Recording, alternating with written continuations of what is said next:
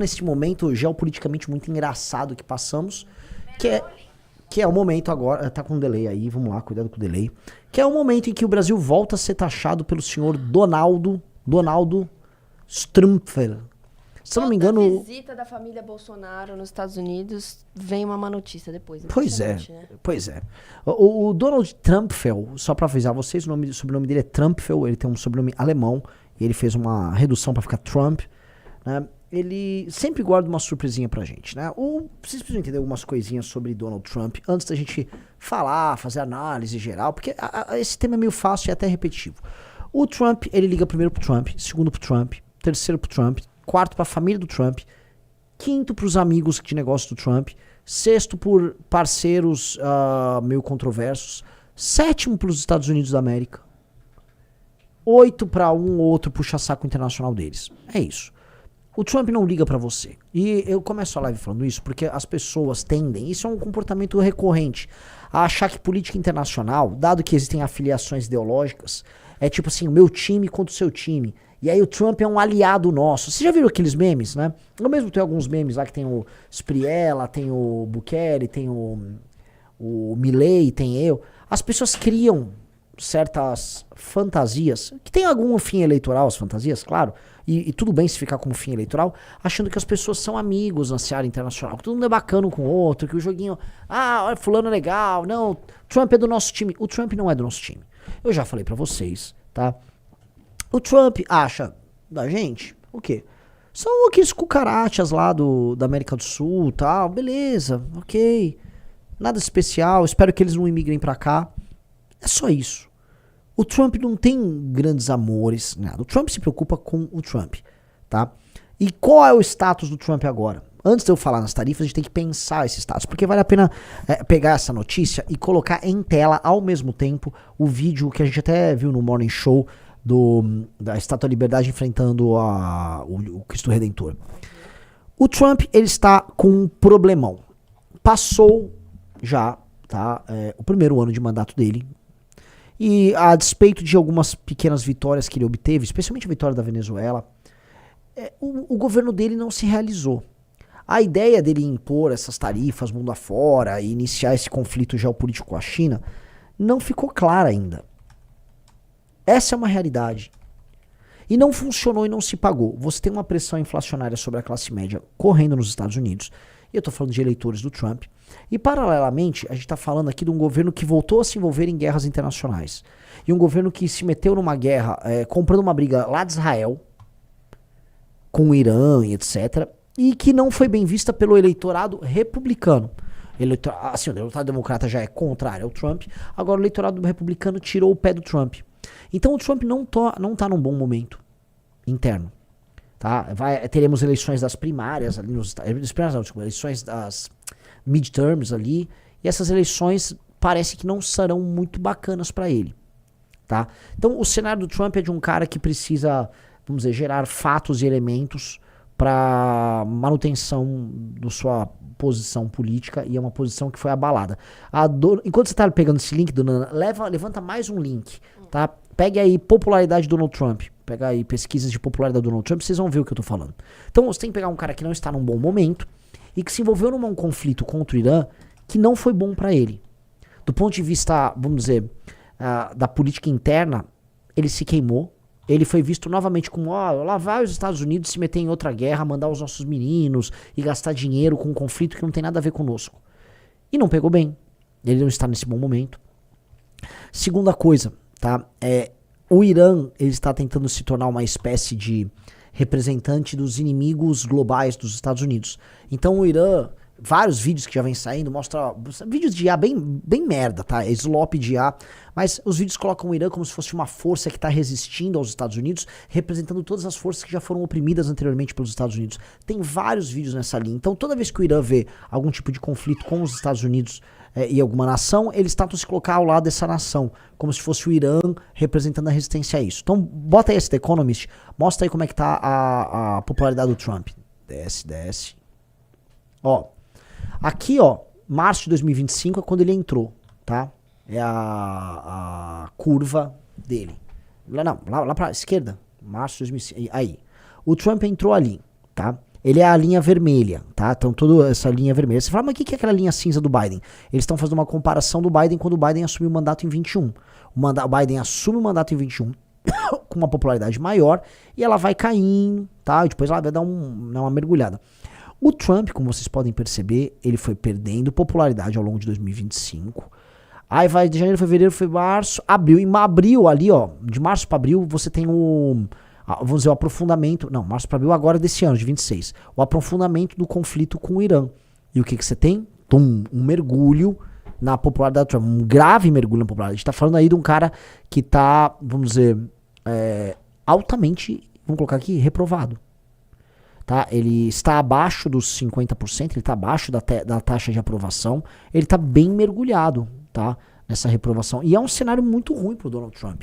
Se ele vai eleger deputados, senadores, os tais midterms, eleições que acabam avaliando o mandato, a sensação é de que o Trump tá boiando. Ele havia dito que ia colocar os Estados Unidos, olha só, eu vou colocar os Estados Unidos fora de qualquer guerra, e eu vou fazer com que os Estados Unidos resolvam na base da diplomacia a guerra Ucrânia e Rússia. Vocês lembram disso? Quem tá no chat fala, lembro. Esse era o argumento do Trump. Tá rolando esse argumento, Donana? Não tá. Os Estados Unidos tá mais... Assim, a guerra da Ucrânia continua e os Estados Unidos estão envolvidos em mais guerras. Tá? O pessoal falou, tá na live... Pessoal, assim, a gente não marcou... Essa live não começou no canal do MB Live TV, né? Não. Como a gente disse ontem, todas as lives, análises renais serão feitas a partir de agora somente no canal do Renan. Que é complicado que a gente perde público fazendo isso, né? Tem que jogar ela agora e a gente, juridicamente falando, não pode começar lá no canal vermelho e depois jogar pra cá. Puta então, saco. A partir de agora, já estejam avisados e comuniquem a todos. Ok. Então, assim, esse gráfico aqui, temos aqui o cenário de Donald Trump. Paralelamente, Donald Trump ele está sendo muito pressionado. Isso é uma coisa que vem lá do governo Obama com a questão das terras raras, tá? Desculpa, eu tenho que fazer um preâmbulo, mas esse preâmbulo é importante. Os Estados Unidos, eles eram os maiores produtores mundiais das tais terras raras. Produtores não, eles eram os maiores mineradores e tinham a tecnologia do processamento caríssimo e altamente poluente. A empresa americana que cuidava disso, uma empresa que ficava lá na Califórnia, ela vai quebrando e a China vai comprando ativos nessa área e desde os anos 80 a China investe num programa nacional de terras raras. A China começa a investir nos anos 80, tem uma frase muito famosa do Deng Xiaoping que fala o seguinte, olha, as terras raras serão para a China o que o petróleo é para a Arábia Saudita. E ele começa a montar, já dos anos 80 para os anos 90, uma cadeia complexa envolvendo terras raras na China. Tudo isso porque a China tem muita terra rara, e a China também não tem, vamos dizer, grandes leis ambientais que impedem eles de fazer um tratamento e o processamento das terras raras que polui demais. Então, China se encaminha para isso. No governo do Obama, você já começa a ter, né, esse mal-estar com o fato da China ter a produção desses minérios e dos Estados Unidos depender deles. E aí, quando os Estados Unidos vão para uma guerra tarifária com a China avisa, eu vou tarifar então a terra rara. Se tarifou terra rara, e na verdade os ímãs, semicondutores, todos os produtos oriundos dessa produção e processamento das terras raras, a indústria de alta tecnologia da China, dos Estados Unidos acaba. Há pânico em geral nos Estados Unidos e a gestão Trump precisa procurar parceiros para isso, tá? Então o contexto, eu preciso colocar o contexto americano dentro desse prisma, tá? Estamos falando disso que a gente quer fazer uma análise séria sobre esse tema. Então, vocês têm um contexto aqui na mesa. Segundo ponto que é importante a gente colocar na nossa análise. Relação dos Estados Unidos com a América Latina. Todo mundo sabe, eu já comentei em live, o Orlando já escreveu muito, a gente tem uma revista Valete dedicada a isso, aquela que os Estados Unidos estão com a perna toda arreganhada, né, do lado de um chicano e de um brasileiro. Os Estados Unidos, eles entendem que numa guerra com a China, a América Latina é uma reserva de valor. É uma reserva de valor porque ela tem recursos minerais, recursos geopolíticos estratégicos. Por exemplo, a área dela, a área de passagem entre o Ocidente e o Oriente, o Canal do Panamá é um exemplo. Recursos naturais que vão da Groenlândia até a Patagônia. Posição no globo para você posicionar armas e exércitos. Um exemplo é a Groenlândia. A Groenlândia como está no topo, você pode atirar um míssil que sai da Groenlândia e chega na Rússia. Você tem várias vantagens aqui no continente americano, que é vista como uma reserva por parte dos Estados Unidos. E os Estados Unidos começaram a fazer a sua opção de gestão nessa reserva. Coloca o Marco Rubio como secretário de Estado. E eles começam a interferir. Eu vou tomar a Groenlândia, não, Panamá é meu. Não, invade a Venezuela, não, vou resolver Cuba. E aí estão interferindo, inclusive no Brasil. O Brasil, que é um aliado na América Latina, geopolítico durante o governo Lula, da China. Então, coloque todos esses elementos aqui dentro deste contexto geral, tá? Aqui no Brasil ele tem um aliado político que ele considera um aliado leal e devotado a ele, que são os Bolsonaro. Coloque na mesa também o fato do Joesley Batista, o maior produtor de proteína animal do mundo, ser hoje um doador do Trump e um parceiro de negócios do trumpismo lá em Mar-a-Lago. Coloque as interferências eleitorais que eles querem fazer no Brasil e o interesse, vamos dizer, descarado que eles têm sobre as terras raras. Coloque a ideia que hoje o Joesley Batista comprou a Avibras, que ele está investindo em termoelétrica no Brasil, que ele já saiu do ramo da carne no Brasil e que ele também está interessado em comprar terras raras no Brasil. Coloque o fato do Joesley Batista, parceiro do Trump, ter comprado poços de petróleo na Venezuela. Inclusive comprou com o Vero Caro. Tá? Então há um novo interesse político do governo americano nas terras raras no Brasil, do governo americano em controlar e tutelar a América Latina e do governo americano colocar de joelhos e tutelar o Brasil. O Brasil sendo visto pelo governo americano como um parceiro que precisa ser colocado numa posição menor, importante porém menor, como fornecedor de recursos e parque de diversões para seus políticos e aliados, dentro de um contexto em que a América inteira, da Groenlândia até a Patagônia, fica sob comando geopolítico dos Estados Unidos. Ok? Tá tudo na mesa. Eu falo assim, Renan, entendi. Agora vamos ler o jogo. Vamos ler o jogo. Eu sei, e já até comentei em entrevistas, que o governo americano tem um interesse aberto em destruir o PCC. Eles consideram o PCC uma entidade anômala, uma entidade que tem atividades nos Estados Unidos e que precisa ser enfrentada. O governo americano não liga pro Comando Vermelho, tá? O governo americano liga pro PCC. Isso eu tenho informações pessoais. Eu sei disso, já conversei com americanos importantes, gente de governo que coloca uma preocupação bem especial no PCC. Eu sei desse elemento, tá? E do outro lado, eu também sei que o Donald Trump está numa relação, num jogo complicado, mas positivo com o Lula.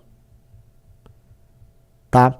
Então há um jogo complicado, entretanto positivo, com o Luiz Inácio Lula da Silva, em que o Lula é um parceiro que cede, mas que joga junto, que se pressiona, e o Lula pode ceder e intenciona ceder nas terras raras. O Lula não é mais aquele parceiro preferencial da China aqui. Na verdade, nem a China mais vê o Brasil nesse cenário. Então o Lula, ele tá tendo que jogar o jogo dos Estados Unidos. Então não é que o Trump tenha assim um grave problema com o Lula. Lógico que ele gostaria de ver um agente ainda mais submisso que o Lula ocupando a presidência do Brasil agora, que seria o Flávio. O governo Trump adoraria ver o Flávio, porque o Flávio seria basicamente um puxa-saco dele comandando a segunda nação mais importante do continente inteiro. Capite? O Lula é submisso, porque tem que ser em alguma medida, porque o Brasil é um país frágil. O Brasil ele não fez nada de lição de casa em termos de soberania. O Lula é uma piada. O Flávio é literalmente um enviado do governo Trump para administrar o Brasil. Vou repetir, o Flávio é um enviado do governo Trump para administrar o Brasil. O Flávio representa o que há de pior na política do Rio de Janeiro, somado ao interesse do governo Trump aqui. Não há nada mais entreguista do que colocar Flávio Bolsonaro na presidência da República. Ok? O Flávio só é candidato, eu já cantei essa bola em outubro ou novembro, porque o Joesley Batista assim o decidiu com o Lula e com o Trump. Lá no fim do ano passado, tira o Tarcísio, é bom pro Lula que não seja o Tarcísio, bota o Flávio perde pro Lula. O Flávio mantém a aliança e a boa relação que ele tem com a família Trump e deixa o Lula ganhar. Todo mundo saía ganhando com esse acordo e todo mundo saiu ganhando com esse acordo. O Flávio Bolsonaro, nesse sentido, seria um títere dele. Então o Trump tem uma relação dúbia. A relação pra eles, eu vou colocar aqui, é dúbia. Então o Trump, ele solta ali, né? Vou transformar o PCC, o Comando Vermelho, em entidades terroristas e não sei o quê. E terroristas internacionais, porque isso tem um efeito em solo americano também. Aí o Lula vai lá e se adapta. Vamos ter que fazer acordo de cooperação com a CIA, papapi, papapá. O ministro da Fazenda do Lula já falando em cooperação com o governo americano e tal. E aí o Flávio vai tirar uma foto, né? E aí eles fazem, né? Vamos colocar aqui um joguinho de cena muito bacana. A fotinho tava ali pro Flávio, mas é uma fotinho cada vez mais constrangida. E aqui é um outro ponto que eu queria colocar pra vocês. Formalmente, o presidente da República americano, o Trump, não pode declarar apoio ao Flávio. Aquela foto foi uma bela de uma forçação de barra. Porque do ponto de vista diplomático, aquilo seria um incidente diplomático se fosse tratado como uma declaração de apoio. Tanto que o governo Lula e a imprensa entram em contato com o governo americano, e o governo americano deixa muito claro, deixa expresso que o Flávio não teve nenhum tipo de atuação nesse caso. Ok, capite, todo mundo compreendeu. E aí, na semana seguinte, vem essa taxação. Essa taxação é resultado do estudo que o governo americano fez, lá da briga do ano passado, tal, e ela é colocada novamente na mesa. E aí os interesses americanos são colocados novamente na mesa. Eles estão falando que coisas que vão do Pix, à pirataria, do interesse das Big Tech americanas diante do Xandão, até taxação de produtos americanos aqui no Brasil. Aquilo lá representa um reposicionamento dos Estados Unidos nesse jogo, mas representa um alívio para o Lula. O Lula, ano passado, ele aumentou a popularidade dele mediante a taxação oriunda do Donald Trump. O Lula, quando colocou, o meu país está sendo taxado, está sendo alvo dessa injustiça, não sei o quê, o Lula aumentou a popularidade. E eu preciso lembrar para vocês que na cabeça do Lula e do Sidônio e da equipe dele, ganhar a eleição significa flutuar entre 3%. O Lula precisa virar 3% dos eleitores que estão antipetistas para o lado dele para fazer um voto útil nele no cenário contra o Flávio, que aí ele ganha a eleição. É pouco. E esse tipo de aceno em que o Lula está enfrentando o imperialismo e tal, é bom pro Lula. Pro Trump é bom também que mostra que ele tá posicionando as relações comerciais dele com o Brasil em novos termos. E eventualmente, do ponto de vista material, saindo de qualquer jogo de cena, posiciona ambos para fazer um acordo sobre terras raras. Ok? Então o cenário é um cenário, como eu posso colocar, complexo, que as pessoas não estão entendendo por completo, mas que teve um pequeno benefício pro Flávio na semana passada, um respiro, e agora um benefício que pode ser permanente pro Lula nos próximos 2 meses. Especialmente se o Lula se colocar como alguém que vai resolver um problemão. Se o Lula, combinado com o próprio governo americano, combinado com o Departamento de Estado, e aí eu tenho que agora mover os pauzinhos para obter as informações e trazer para vocês. Se o governo Lula criar a seguinte historinha, tô sendo taxado, tal, pá. E aí, paralelamente, ele vai nos Estados Unidos e obtém um acordo com o Trump, como começou a sair na imprensa. Aí o Lula mostra que ele é o adulto na sala, que o Trump fala grosso, mas ele vai lá e resolve, que diferente do Flávio ele não é puxa-saco. Este é o cenário que eu considero mais provável para as próximas semanas. Tá? Esse é o cenário. Digite 1 se vocês concordam com a minha leitura, digite 2 se não concordam com a minha leitura. Volto a colocar. Eu mesmo quero confirmar essa minha leitura de cenário com conversas com nossos amigos lá dos Estados Unidos. Tem muito amigo nos Estados Unidos que vai poder me dar, né, pequenos detalhes aqui. Tá?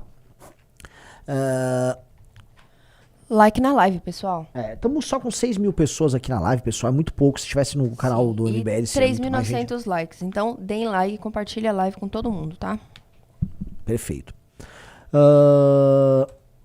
Um cara botou igual ele fez com o Bush. Exato. Todo mundo tinha muito medo como seria a relação do Bush, George Bush, filho, com o Lula após o Lula ter sido eleito em 2003. Né? O Bush tinha sido eleito em 2000. E, cara, a relação foi ótima. Pontuar bem os Estados... O Lula sabe muito bem jogar o jogo do minoritário, do mais fraco. O Lula é sindicalista. Entendem? Né? O Lula, o sindicalista, ele defende uma força em tese hipossuficiente para obter um acordo. Ele gera uma dificuldade para conseguir obter um acordo. Hoje, no comando de uma nação que é hipossuficiente quando comparado dos Estados Unidos, ele se comporta dessa mesma maneira. Então ele vai tentar obter um acordo que o beneficie. Ele já fazia isso nos tempos de sindicato. Quem era o Lula nos tempos de sindicato? Era um cara que gerava uma greve, fazia um acordo com o dono da empresa, botava uma graninha no bolso, virava para os funcionários, conseguia um acordo, sou um herói. E jogo que segue, ele se beneficiava. O que o Lula está fazendo agora, como presidente da República, é a mesmíssima coisa que ele fazia em idos de 78, 79, quando ele era líder sindical. Ó, o pessoal falou que saiu uma bomba do Intercept, vamos ver? Será que não é essa daqui que eu já tenho, ó? É a do Zettel, gente, que vocês estão falando, ou é mais uma? Vamos ver. É essa? Se for a do Zettel, a gente já tem. Eu vou abrir o Intercept aqui pra gente ter certeza. Enquanto isso, like na live. Deixa eu ver. 21 de janeiro de 2025. Fabiano Zettel manda. Irmão, fala comigo, me dá um norte? Mesmo que seja, não faz P nenhuma até eu voltar. Dona Vorcaro, oi. Aí o Zettel manda, oi. O Vorcaro, vamos fazer tudo, dá quanto? O Zettel, total, 55 milhões. Manda quanto? Paga o quê? Eu vou mandar e você resolve. Félix já falou que não vem, pra você saber. Aí o Vorcaro, o filme tá nesse negócio? Avisa todo mundo que vai na sexta tudo. Aí o Zettel, não, porque o fluxo é gigante. 10 de 2,5 de dólares. O que é 10 parcelas de 2 milhões e meio de dólares? São 25 milhões de dólares? Aí temos essa aqui. Aí o Vorcaro, você já, filme você pagou? Ele, irmão, não veio R$1, tem 3 semanas, paguei foi nada. Aí o Vorcaro, putz, e filme não está na lista de 55,5 milhões. Aí o Vorcaro, este é o mais importante disparado, não pode falhar mais. Aí o Fábio Neto, soma o valor amanhã, ou deixa de pagar algumas coisas. Ele soma, ok. Ih, cara, eu vou te falar, tá? Eu não achei flop nada. Cara, o que tá dado aqui é o seguinte, claramente que o filme não... Ó, pro Vorcaro falar que isso é muito importante pra ser pago, e pro Zettel já deixar claro que não tem filme no meio, é que aquele dinheiro que ele pagava pro Flávio, claramente era uma propina para algum favor ou algum acordo político que estava sendo tratado. Ponto. Tô errado? Certíssimo. Não é sobre filme. Aliás, tá, eu até falei isso no Morning Show, que é difícil conversar lá naquela confusão, mas assim, claramente, o filme é uma desculpa. Lógico que querem fazer um filme também, mas o filme é uma desculpa. O volume não justifica. O filme é uma desculpa para essa circulação de dinheiro que está sendo usada. Para algum fim que envolve enriquecimento ilícito de algumas pessoas, sim.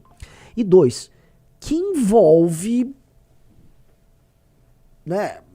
Eu já falei em caixa 2 de campanha, mas vamos ver o que é.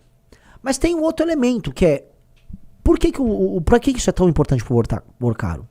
Por que diabos o Vorcaro quer colocar dezenas de milhões com muita intensidade nesse filme? Donana? E parece ser uma prioridade muito forte, né? Não é? A conversa mostra um senso de conversa urgência mostra, exatamente, nas partes. Então, o que o Flávio fez pra ele tá tão... Eu repito, alguém coloca aí no chat, o que o senhor Flávio Bolsonaro fez pra justificar toda essa sangria desatada? Pra justificar uma grana dessa monta, é óbvio que foi algum tipo de favor. Foi um favor com a Suprema Corte, foi um favor no Senado, foi um favor junto ao BRB. Lembrando que o Flávio Bolsonaro era parceiro do cara do BRB. Foi um favor, posso falar, um mais quente do que esse? Cláudio Castro comprando, a Previdência do Rio de Janeiro comprando títulos podres do Banco Master. O Cláudio Castro era um parceiro direto do Flávio Bolsonaro. O Cláudio Castro era do PL. Ele seria candidato ao Senado com o apoio do Flávio Bolsonaro. Ele comprou, checa ali quantos bilhões foram da Previdência do Rio. Foram alguns bilhões. Uma propininha, assim, você pagar 500 milhões de propina pro Cláudio Castro, pro Flávio Bolsonaro, perto de 10 bilhões de título podre, não é nada. A autarquia investiu cerca de 3 bi. De 3 a 3,7 bilhões nos cofres da Previdência. E aí? Será que foi isso? O que Flávio Bolsonaro fez pra Daniel Vorcaro e Fabiano Zé estarem tão desesperadas em pagar esse valor? Gente, não é a vontade deles em investir no cinema nacional, galera. Vamos ser, sabe, todo mundo é adulto aqui. Pessoal, like na live, compartilha a live com todo mundo, hein? Tá? Então, o Flávio Bolsonaro e a turma dele teve que entregar alguma coisa. Volto a colocar. O que pode ter sido entregue? Será que isso tem a ver com um acordo com o Cláudio Castro? A Previdência do Rio de Janeiro comprar título podre do Banco Master é basicamente injeção na veia do Banco Master de bilhões, foram 3 bi, foi da Previdência Carioca. Isso. Tá? O Flávio Bolsonaro, não digo que ele tem ingerência, mas ele tinha muita parceria com o presidente do BRB, que comprou mais, foi 5 bi?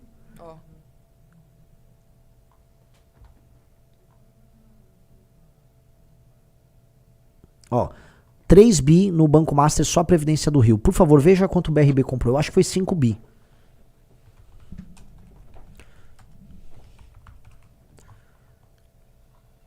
Não, quantos títulos? BRB comprou quantos de títulos do Banco Master? Aqui, ó. 30 bilhões em ativos do Banco Master. Gente do céu. Gente. É um dinheiro inimaginável. É um dinheiro inimaginável. Os títulos do Banco Master são títulos. São títulos. São papéis de Banco Master. Que eles têm que ser saldados, entendeu? É como se fosse uma dívida. Um debenture. Você emite eles, você joga no mercado e as pessoas compram esses títulos. Elas compram esses títulos com a expectativa do quê? Deles valorizarem, deles serem liquidados, entendeu? Pois bem, o Vorcaro, no caso, ele saiu metendo um monte de título na praça, pagando, né, um valor muito maior do que o CDB. Era 140% do valor do mercado. Ele tá pagando mais, ou seja, a pessoa que comprasse o título ia ter um grande lucro. Mas a ideia dele nunca foi pagar nada. Era pedalar todo mundo. Então ele pegou isso, que era um título podre, que não seria liquidado, como não foi, e enfiou 3 bi na Previdência do Rio. Tem que ver certinho se foi 30 bi que foi comprado pelo BRB. Tá? Porque eu sei de 5 bi que já é bem problemático. O lance que rola é muito, muito, muito dinheiro. É muito dinheiro. Então, uma comissão de 100 milhões para um, Donana, de 200 milhões para outro, é dinheiro de pinga, porque ele vai dar calote nesse valor. Como deu. O FGC teve que pagar 41 ou 45 bilhões de reais. Então, naturalmente, vou colocar aqui, naturalmente, se você está dando calote nesses valores, o que é 100 milhões aqui, o que é 200 milhões ali? Você está falando de coisas na casa das dezenas de bilhões. Então, isto explica essa relação, tá?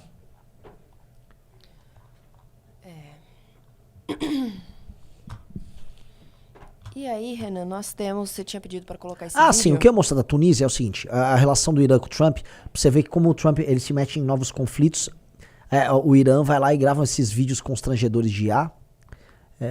Né, a gente pode falar que as embaixadas do Irã são o Romeu Zema do mundo, né? Vou me sustentar numa disputa com vídeo de IA. É muito slop, vamos lá. Analogia, tá? Vamos lá.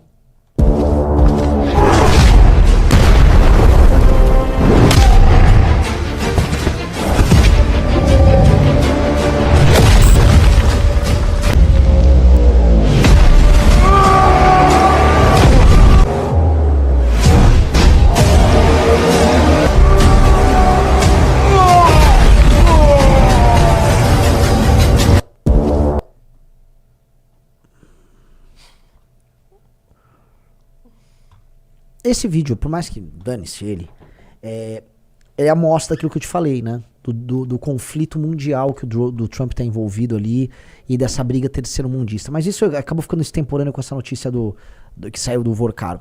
Eu acho que, assim, todo mundo tem que ir atrás de saber qual o motivo que fez Daniel Vorcaro e Fabiano Zetta estarem tão tarados. Volta pro print lá. Eu até vou fazer uma ligação aqui, vamos ver. Ó, a gente tem a matéria inteira aqui do Intercept, que tem outros prints, tá? Dá uma olhadinha.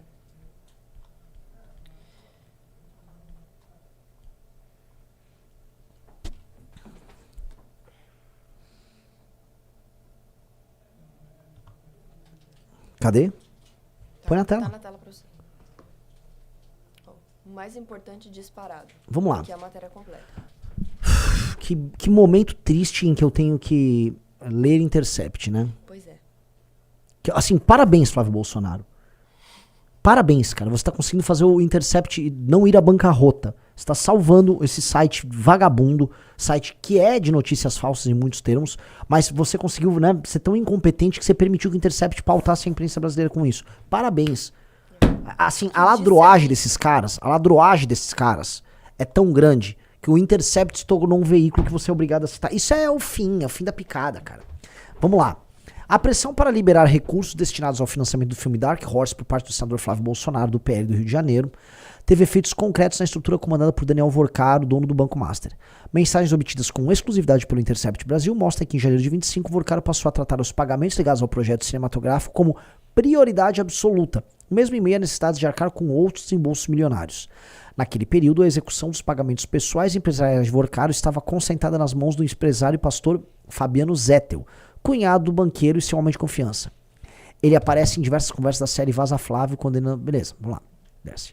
Em mensagens trocadas com Vorcaro, Zettel relata ter 55 milhões em pagamentos pendentes entre despesas diversas. Ele não especifica se for serem em reais ou dólares. Nenhum deles, porém, recebeu o mesmo tratamento dispensado ao filme de Bolsonaro. O material obtido pela reportagem indica que a mudança de prioridade nos desembolsos ligados ao banqueiro ocorreu logo após uma cobrança feita por Flávio Bolsonaro.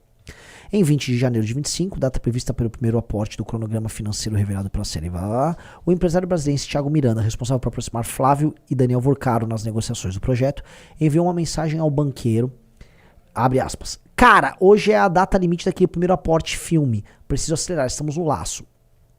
Eu realmente, assim, essa é a parte que eu começo, que a gente precisa juntar os pontos. Não faz sentido alguém pedir 55 milhões por um filme.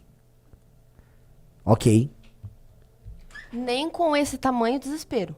Não tem sentido. Então, pra mim, é como se fosse, os 55 é pra ajudar o filme, acaba ajudando a gente. É como se fosse uma conta, a conta filme, tá? Bota ali. Não tem, essa história não tem sentido.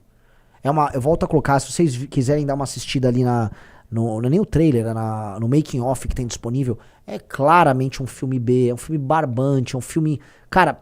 Sério, uma série brasileira na Netflix tem qualidade melhor. Na verdade, só pra avisar, isso é uma produção brasileira. Isso não é um filme de Hollywood, é uma produção brasileira com atores americanos. Produção brasileira, meia bomba, com atores americanos e um diretor vagabundo americano. É isso. Não substitui assim, esse dinheiro. Quando ele fala em filme, ele tá naturalmente falando de outras coisas. Vamos lá, vamos pegar as mensagens. Aí o Thiago Miranda, que trabalha pro Léo Dias, falou: fala, irmão, cara, hoje é a data limite daquele primeiro aporte, precisa acelerar, estamos no laço, falei com o Fabiano, print da conversa com o Flávio Bolsonaro.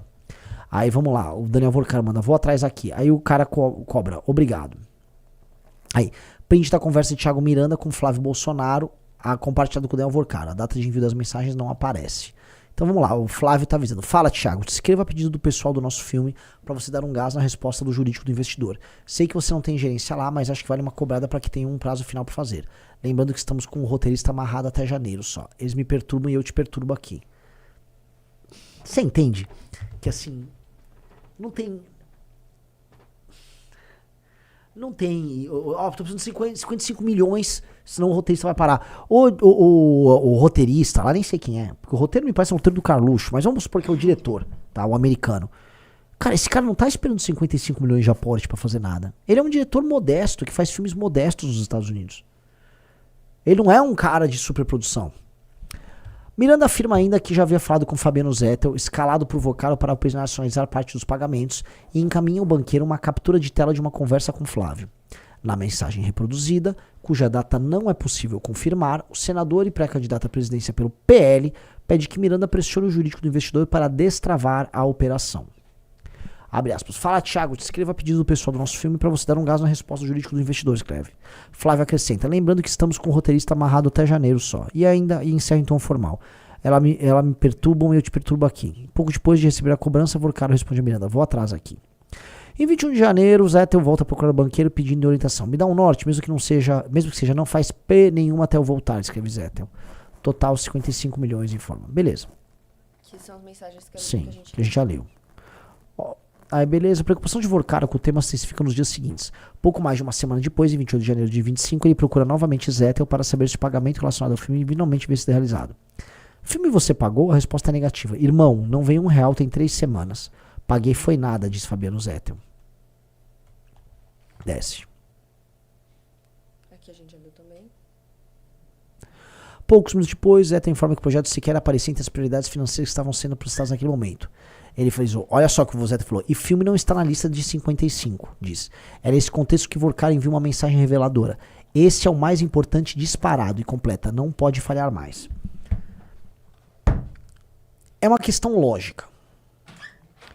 Vocês acham que realmente a coisa mais importante para um cara que estava indo concorrer a presidente nesse período, que era o Flávio, com a família fugindo para os Estados Unidos, com o pai recém-preso, com o futuro político deles destruído, ou seja, alguém que provavelmente está preocupado mais em fazer um pé de meia pro resto da vida, pros filhos e netos, do que fazer um filme. Vocês acham que a preocupação dele era um filme? Ou a preocupação dele era obter uma doação de dinheiro mediante uma troca de favor político com o Daniel Vorcaro? Digite um se vocês acham que é uma preocupação com o do filme. Digite 2 se vocês acham que é uma preocupação financeira via troca de favores. Tá? As conversas chamam atenção pelo contexto vivido pelo próprio Banco Master naquele período. Documentos e investigações posteriores indicaram que o banco já enfrentava dificuldades na sua liquidez. Beleza, a gente já sabe. O Banco Master Central havia intensificado cobrança sobre... E nesse cenário que as mensagens revelam o Vorcaro mobilizado para garantir que os aportes destinados ao filme não fossem interrompidos. Desce.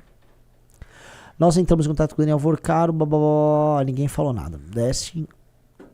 Os documentos revelados, ajudando a dimensionar o resultado prático dessa prioridade. Beleza. Agora...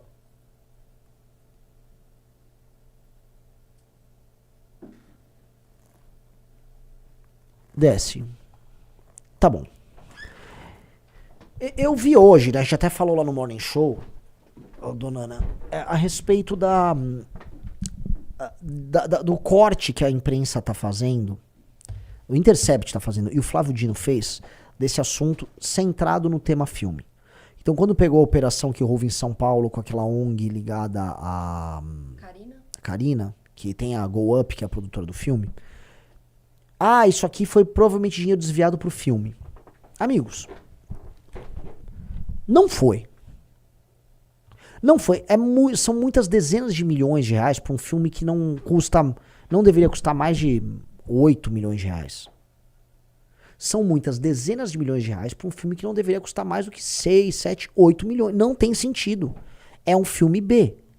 Então, naturalmente, se a esquerda tá falando tanto do filme, é que a esquerda quer tratar o filme, e a esquerda deve ter feito, sei lá, umas pesquisas quali, porque como o filme é tangível, eu acho que deve ir nessa linha. Como ele é algo tangível, fica fácil de mostrar assim, eles se corromperam pra fazer esse filme aí, tá? Mas eu acho que isso não explica as coisas como tem que explicar. A verdade não tá nisso, tá? Se eu fosse falar pra vocês, a verdade tá, esse dinheiro tá indo pra outras coisas, e o filme pra mim é a desculpa. Eles vão fazer o filme, o dinheiro vai pro filme, mas o dinheiro tá indo pra outras coisas. Já foi mostrado um pedaço indo pra uma casa que foi comprada lá. Mas mesmo a casa é muito pouco perto do todo. É muita grana. A Carina, o contrato que ela teve com a Prefeitura de São Paulo, quanto foi pago? Desse contrato que foi pago, quanto foi executado pra entregar as coisas aqui? E da sobra, o que foi feito? É pra filme? Será que não havia... Tá? Eu estou especulando, tá? Pensem no cenário da família Bolsonaro em 2024 e 2025. Tá? Família Bolsonaro 2024 e 2025. Eduardo foge para os Estados Unidos. Jair Bolsonaro é preso e está sem os direitos políticos. Mercado financeiro inteiro trabalha a hipótese do candidato seu Tarcísio. Ou seja, os filhos dos Bolsonaro falam, mandamos no Brasil, fomos presidente, né, fizemos a presidência da República, e a gente vai perder tudo. Temos eleitos um governador do Rio aliado nosso, temos um prefeito de São Paulo aliado nosso, e não vamos tirar nenhuma grana daí. O que eu acho de coração é, galera, vamos fazer o nosso aí. Carina é operadora. Carina, pega um contrato lá com o Nunes, ou fala pro Vorcaro, vai botar uma grana no filme, e vamos fazer uma grana. O que eu acho de verdade é, eles estão fazendo uma grana multimilionária, coisa que o PT também os petistas sempre fizeram. Daí eu não sei como vai ser o futuro. Deixa eu fazer o meu, botar uma grana no bolso, me mudo pros Estados Unidos e toco minha vida lá, porque se tudo der errado no Brasil, eu no mínimo fiz uma grana. Onde eles fizeram grana? Com a máquina pública que eles tinham acesso. Então, no DF eles tinham acesso claro, cristalino e direto com o presidente do BRB. Foi o mesmo cara que liberou o financiamento do Flávio, ele era próximo do Flávio. O governo do Rio de Janeiro era ligado ao Flávio, o Cláudio Castro. O prefeito de São Paulo é ligado a eles. Curiosamente, os esquemas giram todos ao redor desses lugares. Então me parece que é um pé de meia. Me parece que isso é um pé de meia que esses caras estão fazendo. Se sobrar dinheiro pra Caixa 2 de campanha, também. Mas o dinheiro da Caixa 2 de campanha ficaria no Brasil. Não vamos esquecer que parte desse dinheiro foi pro Texas, pra uma Sim. entidade no Texas, que é onde o Eduardo Bolsonaro mora também, e tá sendo investigado. Ninguém sabe por que foi pra esse lugar. Sim. Um cara botou, tipo o capitão arrecadando 13 milhões no Pix. É mais ou menos isso. Olha isso aqui, caso Dark Horse. Eduardo Bolsonaro pediu o envio do máximo possível de recursos para Dark Horse de site. Mensagens de deputados sobre filme foram encaminhadas a Vorcaro, segundo o Intercept. PF investiga se valores bancários estadianos. O Eduardo diz não receber dinheiro público. Curtiu o vídeo? Então não se esqueça de deixar o like e de se inscrever no nosso canal para receber cortes como este todos os dias.